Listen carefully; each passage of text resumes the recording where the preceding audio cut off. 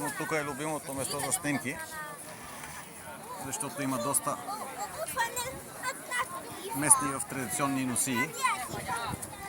Да, тук.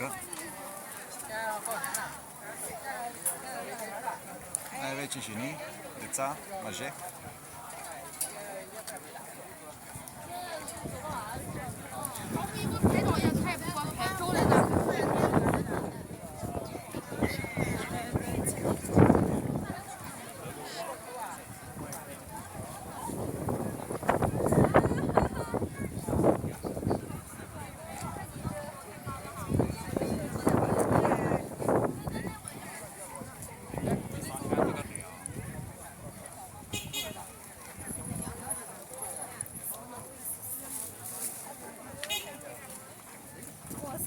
One way and they return us back.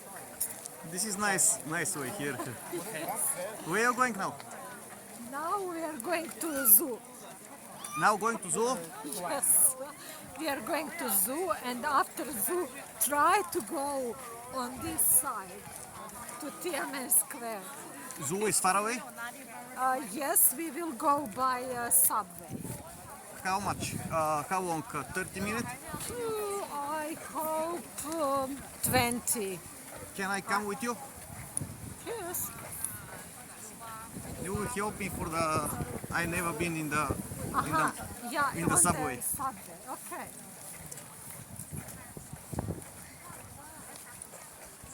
Nice. I have my records here. You have records? Yes, I'm recording. We are on. I'm recording.